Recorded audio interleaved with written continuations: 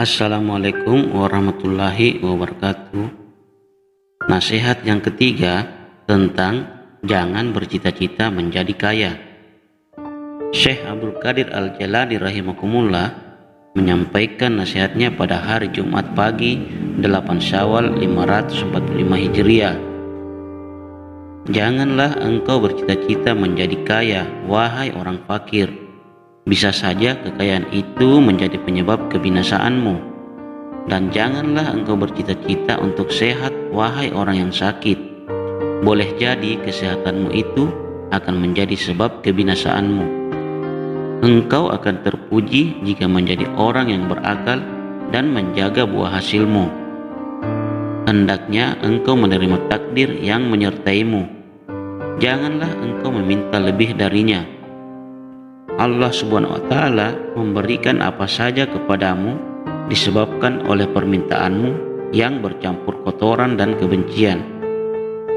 Hal ini telah aku coba, kecuali orang yang diperintah hatinya agar meminta, akan diberkahi dan akan hilang kotoran darinya jika ia memang diperintahkan untuk meminta. Hendaklah engkau memohon ampunan dan keselamatan di dunia dan di akhirat dalam doamu. Janganlah engkau memilih-milih dan sombong terhadap Allah Subhanahu wa Ta'ala, karena itu dapat melemahkanmu. Maka hendaknya engkau meminta ini saja, agar Dia tidak menghancurkanmu dan menyiksamu. Maka janganlah engkau menyombongkan kemudahan, kekuatan, dan kemudaanmu. Ketahuilah bahwa sesungguhnya siksanya amat pedih. Betapa celakanya engkau, lidahmu muslim tetapi hatimu bertentangan dengan apa yang engkau ucapkan. Ucapanmu muslim sedangkan perbuatanmu tidak. Engkau muslim ketika di tengah-tengah khalayak ramai, tetapi dalam keadaan sepi tidak demikian. Tahukah engkau bahwa jika engkau salat, puasa, dan melakukan segala amal salih tetapi bukan untuk mencari ridha Allah Subhanahu wa Ta'ala, berarti engkau munafik. Dan ketahuilah bahwa orang munafik itu jauh dari Allah Subhanahu wa Ta'ala. Maka bertaubatlah sekarang juga kepada Allah Subhanahu wa Ta'ala dari seluruh ucapan, perbuatan, dan tujuan-tujuan yang hina. Para kekasih Allah itu tidak pernah memamerkan amal perbuatan mereka. Mereka adalah orang-orang yang meraih keberhasilan. Mereka adalah orang-orang yang menerima apa adanya. Mereka hanya mengesahkan Allah Subhanahu wa Ta'ala, ikhlas dan bersabar atas segala ujian yang menimpanya, serta bersyukur atas segala kenikmatan yang didapatnya. Lidah dan hati mereka selalu berzikir. Wajah mereka tersenyum jika mereka disakiti manusia. Raja-raja adalah orang yang asing di hadapan mereka. Semua manusia di muka bumi ini ibarat mayat, lemah, sakit, dan miskin. Surga merindukan mereka dan neraka bisa padam karenanya. Di antara keduanya tidak ada bumi, langit, maupun tempat tinggal. Tujuan mereka sangat jelas, yakni hanya menuju pada satu arah. Mereka berjalan bersama dunia dan penghuninya pada mulanya, tetapi kemudian mereka berjalan bersama pemelihara dunia dan akhirat. Sampailah mereka kepadanya dan berhasil berteman, menelusuri jalan karena mereka telah bertemu dengannya dengan hati mereka. Pintu antara diri mereka dengan Dia telah berhasil mereka buka. Mereka kosong dari selainnya dan mereka selalu bersamanya, dan Dia mengingat mereka selagi mereka mengingatnya. Mereka mendengar firman Allah Subhanahu wa Ta'ala. Karena itu, ingatlah kamu kepadaku, niscaya aku ingat kepadamu, dan bersyukurlah kepadaku, dan janganlah kamu mengingkari nikmatku. Quran Surah Al-Baqarah ayat 152. Karena ingin diingat olehnya, maka mereka selalu berzikir kepadanya. Mereka telah mendengar hadis qudsi, aku adalah teman bagi orang yang mengingatku. Majelis yang sia-sia mereka tinggalkan, dan mereka berpuasa dengan majelis zikir sehingga mereka berhasil bermujalasah atau duduk-duduk dengannya. Ketahuilah, ilmu itu tidak akan berguna bagimu jika tanpa amal. Karena itu, engkau harus beramal hitam di atas putih. Ia adalah hukum Allah Subhanahu wa Ta'ala yang harus diikuti hari demi hari, tahun demi tahun, hingga engkau mendapatkan hasilnya. Ilmu akan menuntutmu, wahai gulam, jika engkau tidak mengamalkannya. Tetapi jika engkau mengamalkannya, ilmu akan membelamu, sebagaimana telah disabdakan oleh Nabi Shallallahu Alaihi Wasallam. Ilmu itu akan memuji bila diamalkan, bila tidak, ia akan pergi. Maksudnya adalah hilang keberkahannya, sehingga yang ada tinggal tuntutannya, yakni pertolongannya untukmu akan pergi dari maulanya, dan sudah barang tentu ia akan datang kepadanya untuk menuntutmu. Jika ilmu telah pergi, yang ada tinggal kulit, sedangkan isinya adalah amal. Jika engkau tidak mengamalkan sabda Rasulullah Sallallahu Alaihi Wasallam, berarti engkau tidak mengikuti beliau. Hati dan nuranimu akan datang kepada Tuhannya jika engkau mengamalkan perintahnya.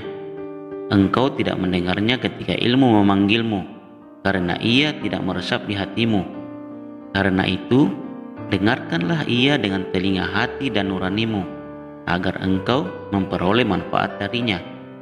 Maka terimalah seruannya. Ilmu yang diamalkan akan mendekatkan dirimu kepada Allah, Zat yang menurunkan ilmu. Jika engkau mengamalkan hukum sebagai ilmu pertama, maka ia akan mengantarkanmu kepada ilmu berikutnya, sehingga kedua matamu akan menangis dan hatimu penuh dengan rasa takut. Hukum adalah zahir dan ilmu adalah batin. Ketika itu, engkau harus menzakatinya. Adapun zakat ilmu adalah menyebarkannya dan mengajak manusia kepada Allah Subhanahu wa Ta'ala. Barang siapa bersabar, wahai gulam, maka ia akan meraih keberhasilan. Allah Subhanahu wa Ta'ala telah berfirman, sesungguhnya hanya orang-orang yang bersabar yang dicukupkan pahala mereka tanpa batas. Quran Surat Az-Zumar ayat 10. Janganlah menjual agamamu, tetapi makanlah dari hasil bekerjamu.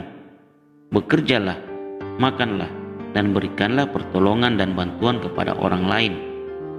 Pekerjaan orang beriman adalah tingkatan orang siddiq. Hendaknya engkau memperhatikan keadaan para fakir miskin. Para sufi suka memberi semata-mata untuk mengharap ridha ilahi. Mereka telah mendengar sabda Nabi Shallallahu Alaihi Wasallam. Manusia itu keluarga Allah Subhanahu wa Ta'ala, dan orang-orang yang paling dicintai Allah Subhanahu wa Ta'ala adalah yang paling banyak memberi manfaat kepada keluarganya.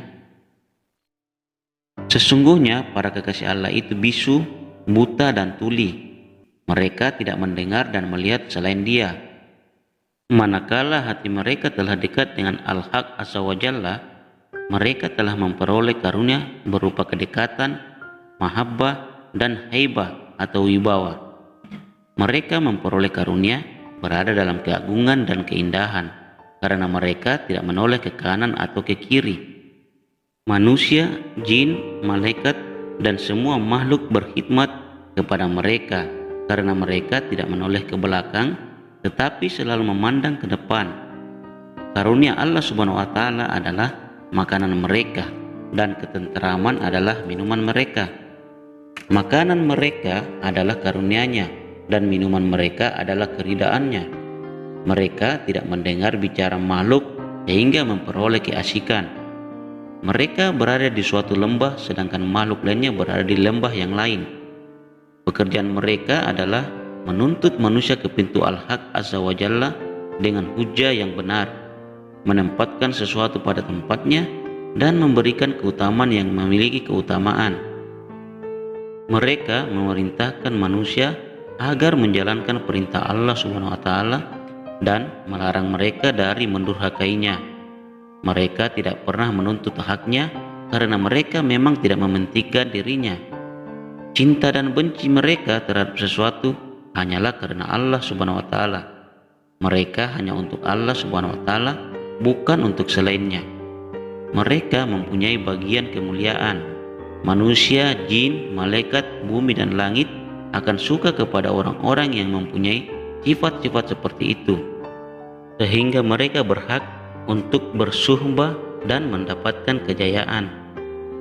Wahai orang munafik, wahai penyembah makhluk dan asbab, wahai orang yang melupakan Allah Subhanahu wa Ta'ala, kalian menginginkan sesuatu yang tidak mendatangkan kemuliaan bagimu. Hendaknya kalian menyerah dan bertaubat. Hendaknya kalian belajar, beramal, dan ikhlas dalam beramal. Jika tidak, kalian tidak akan mendapatkan petunjuk. Celaka engkau, di antara engkau dan aku tidak ada permusuhan. Sungguh, aku hanya mengatakan yang sebenarnya. Sedikit pun tidak aku kurangi dalam menerangkan agama Allah Subhanahu wa Ta'ala kepadamu. Aku telah terdidik dengan kerasnya ucapan para guru dan kerasnya pengembaraan serta kefakiran. Nakala aku mengatakan sesuatu kepadamu, ambillah yang dari Allah Subhanahu wa Ta'ala. Dialah yang memberikan kemampuan kepadaku untuk berbicara. Manakala engkau datang kepadaku, datanglah dengan kekosongan, yakni kosong dari keinginan dan hawa nafsumu. Kebinasaanmu disebabkan oleh pemahamanmu yang dangkal. Manakala engkau mempunyai basirah atau pandangan mata hati, tentu engkau akan melihatku dalam keadaan kosong pula. Wahai orang yang ingin bersuhbah kepadaku, hendaknya engkau berprasangka baik kepadaku dan menjalankan apa yang aku sarankan. Dengan cara itu, insya Allah engkau akan berhasil. Dengan kalamnya, para nabi alaihissalam telah dididik oleh Al-Haq Azza wa Jalla.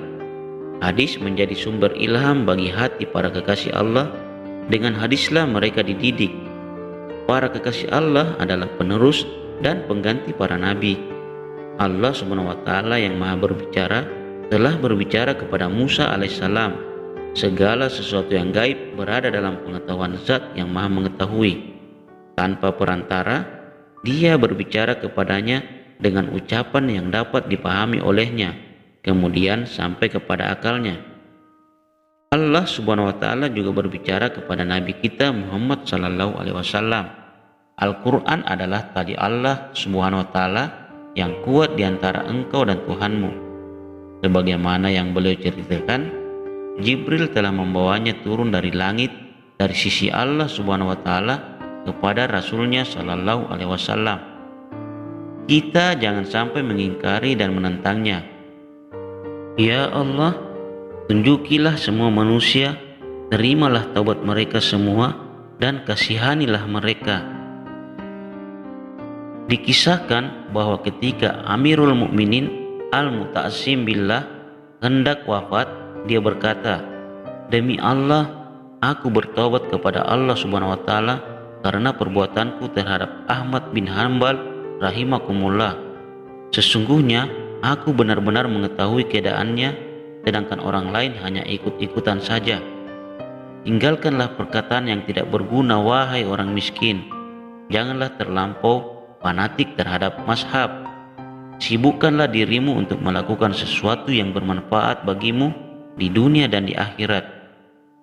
Tidak lama lagi engkau akan melihat kebaikanmu, dan ingatlah ucapanku agar engkau ketika ditikam melihat bahwa di kepalamu tidak ada perban. Mungkinkah luka itu dapat disembuhkan? Hendaklah engkau mengosongkan hatimu dari cita-cita dunia. Tidak lama lagi dunia akan engkau tinggalkan. Janganlah engkau mencari kesenangan hidup yang tidak pernah engkau capai. Nabi Shallallahu Alaihi Wasallam telah bersabda, kehidupan yang sebenarnya adalah kehidupan di akhirat. Manakala engkau telah memangkas angan-anganmu, berarti engkau telah bersikap suhud terhadap dunia. Suhud yang sebenarnya adalah pendeknya angan-angan terhadap dunia. Hendaknya engkau menjauhi teman-teman yang buruk dengan cara memutuskan keakraban dengan mereka. Hendaknya engkau bergaul dengan orang-orang saleh. Hendaknya engkau menjauhi kawan buruk meskipun ia dekat denganmu. Dekatilah orang baik meskipun ia jauh darimu. Setiap pergaulan akan menumbuhkan pengaruh. Oleh sebab itu, perhatikanlah dengan siapa engkau bergaul. Jika ada yang bertanya tentang arti dekat, Jawabannya adalah keakraban dan kasih sayang. Entah itu bagaimana atau bukan, janganlah engkau meminta agar dirimu tidak tercela. Adapun jika meminta yang bukan bagianmu, hal itu akan menjadikan dirimu hina dan dibenci. Dalam hal ini, Nabi Shallallahu Alaihi Wasallam bersabda, termasuk dari siksa Allah kepada hambanya ialah ia meminta sesuatu yang bukan menjadi bagiannya. Jadikanlah ciptaan-ciptaan Allah Subhanahu wa taala sebagai dalil, wahai gulam, dan bertafakkurlah tentang ciptaan-ciptaannya agar engkau sampai pada penciptanya. Dua mata, yakni mata zahir dan mata batin, dimiliki oleh seorang mukmin yang yakin dan arif. Ciptaan Allah di bumi dapat dilihat dengan mata zahir, sedangkan ciptaan Allah di langit dapat dilihat dengan mata batin. Jika hijab di hatinya telah hilang, dia akan melihat tanpa kesamaran atau keraguan, lalu dia menjadi dekat dan dikasihi. Bagi orang yang dikasihi, tidak ada sesuatu pun yang tersembunyi darinya. Ia akan jauh dari makhluk, nafsu, tabiat, keinginan, dan setan, manakala hijab telah dibuka dari hatinya. Jika dia melemparkan kunci-kunci khazanah bumi dari tangannya, maka bagiannya sama antara batu dan tanah. Renungkanlah ucapanku, jadilah orang yang berakal. Aku berbicara dengan mendalam sebagai nasihat yang amat berharga. Oleh karena itu, pahamilah. Janganlah engkau meragukan Khalik kepada makhluk, wahai gulam. Dialah yang menentukan takdir, bukan selain dia. Gudang kebaikan menyimpan kebahagiaan, musibah, dan penyakit. Hendaknya engkau bersedekah dengan tangan kananmu, sedangkan tangan kirimu tidak mengetahuinya. Waspadalah terhadap lautan dunia. Ketahuilah bahwa banyak manusia yang tenggelam dan tidak selamat darinya kecuali sedikit saja. Sungguh, lautan itu sangat dalam. Semua orang bisa tenggelam, dan yang selamat hanyalah orang-orang yang diselamatkan oleh Allah Subhanahu wa taala, sebagaimana orang-orang mukmin diselamatkan pada hari kiamat. Dialah yang menyelamatkan mereka dari neraka. Sesungguhnya semua manusia akan melewatinya, dan Allah Subhanahu wa taala akan menyelamatkan hambanya yang dikehendaki. Dan tidak ada seorang pun daripadamu melainkan mendatangi neraka itu. Hal itu bagi Tuhanmu merupakan suatu kepastian yang sudah ditetapkan. Quran Surat Maryam ayat 71. Allah Subhanahu wa taala berkata kepada api neraka, dinginlah kamu ketika hamba-hambaku yang beriman lewat, yakni mereka yang beriman, ikhlas, cinta kepadaku, dan suhud dari selainku. Sebagaimana dia berkata kepada api Namrud yang dinyalakan untuk Nabi Ibrahim alaihissalam. Pada saat itu Allah Subhanahu wa taala akan berkata kepada neraka. Allah Subhanahu wa taala juga berfirman, wahai lautan dunia, janganlah kamu tenggelamkan hambaku yang terkasih ini. Maka selamatlah ia sebagaimana ketika Nabi Musa dan kaumnya menyeberangi lautan. Dia memberikan karunia kepada siapa saja dikehendakinya, dan dia memberi rezeki kepada orang yang dikehendakinya tanpa batas. Quran Surat Al-Baqarah ayat 212. Kebaikan, pemberian, dan penahanan, semuanya itu berada di tangannya. Kaya, miskin, mulia, hina juga berada di tangannya. Mustahil bagi siapapun untuk mencampuri urusannya. Orang yang selalu berada di pintunya dan berpaling dari selain pintunya, itulah yang disebut orang berakal. Aku melihat engkau menyukai makhluk dan membenci Khalik, wahai orang yang berpaling. Duniamu engkau memakmurkan untuk menghancurkan akhiratmu. Maut tidak lama lagi akan menjemputmu dengan paksa, sakit, hina, dan fakir. Allah Subhanahu wa taala akan menyiksamu dengan berbagai macam penderitaan dan kesusahan. Semua makhluknya akan menyiksamu. Bangunlah wahai orang yang tidur. Ya Allah, bangunkan kami bersamamu dan untukmu. Amin. Dalam mengambil dunia, wahai gulam, janganlah engkau seperti pencari kayu bakar pada malam hari. Ia tidak mengetahui apa yang ada di tangannya. Dalam perilakumu, aku lihat engkau seperti pencari kayu pada malam gelap tanpa cahaya, tanpa rembulan, bagaikan orang yang berada di padang Sahara dan binatang buas hampir menerkamnya. Carilah kayu bakar pada siang hari agar cahaya matahari mencegahmu untuk mengambil sesuatu yang membahayakanmu. Dalam berperilaku, hendaknya engkau disinari oleh cahaya tauhid, syariat, dan takwa. Dengan cahaya itu, engkau akan terhalang sehingga tidak jatuh ke lembah kekejaman, keinginan, nafsu, setan, bahkan akan menuntunmu dalam perjalanan. Janganlah engkau tergesa-gesa, karena tergesa-gesa itu salah dan pasti akan kalah. Orang yang sabar akan sampai dan akan selamat. Sabar itu dari Ar-Rahman, sedangkan tergesa-gesa itu dari setan. Dalam mengumpulkan harta benda, kebanyakan kalian melakukannya dengan tergesa-gesa. Sesungguhnya menerima dengan kerelaan itu merupakan gudang yang tak pernah habis, maka terimalah apa saja dengan kerelaan. Tentu tidak mungkin mencapai apa yang tidak menjadi bagianmu dan tidak akan pernah jatuh ke tanganmu. Bersabarlah dan terimalah dengan kerelaan. Engkau akan menjadi kaya dari segala sesuatu jika engkau tetap teguh hingga engkau mengenal Allah Subhanahu wa Ta'ala.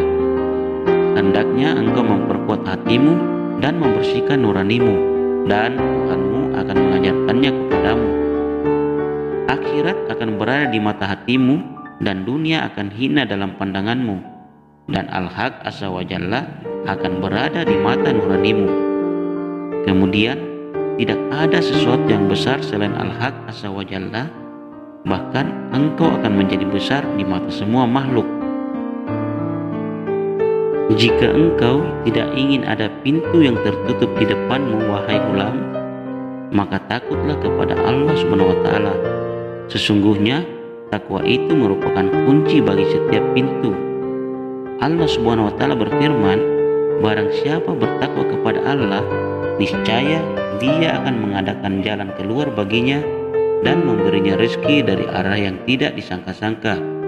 Quran Surat At-Talaq ayat 2 dan 3. Engkau jangan menentang Allah Subhanahu wa Ta'ala berkenaan dengan dirimu, keluargamu, hartamu, maupun orang-orang pada zamanmu. Jika engkau meminta Dia agar mengubahnya, seakan-akan engkau lebih bijak, lebih mengetahui, dan lebih penyayang daripadanya. Apakah engkau tidak malu terhadapnya? Seluruh makhluk dan dirimu adalah hamba-hambanya, dan Dialah yang Maha mengatur dirimu dan diri mereka. Hendaknya engkau diam, tidak berbicara dan membisu, jika engkau memang ingin bersuhbah dengan Dia di dunia dan akhirat. Para wali Allah itu berpegang pada adab. Mereka tidak bergerak atau melangkah kecuali dengan izinnya yang jelas bagi hati mereka. Mereka tidak mau makan dari sesuatu yang mubah. Mereka berpakaian, menikah, atau berperilaku dalam seluruh asbabnya hanya dengan izin yang jelas dari hati mereka. Bersama Al-Haq Azza wa Jalla mereka berdiri. Tidak ada ketetapan bagi mereka bersama Tuhan mereka, sehingga dengan hati mereka menemuinya di dunia dan dengan jasad mereka menemuinya di akhirat. Mereka bersama Zat yang membolak-balikan hati dan mata. Ya Allah, berilah kami rezeki untuk dapat bertemu denganmu di dunia dan di akhirat. Lezatkanlah kami dengan berdekatan kepadamu dan dengan melihatmu. Jadikanlah kami dalam golongan orang-orang yang ridha kepadamu dari selain Engkau. Ya Rabbi, berikanlah kepada kami kebaikan di dunia dan kebaikan di akhirat, dan peliharalah kami dari siksa neraka. Demikianlah nasihat yang ketiga dari Syekh Abdul Qadir Al-Jalani tentang jangan bercita-cita menjadi kaya. Semoga bermanfaat. Assalamualaikum warahmatullahi wabarakatuh.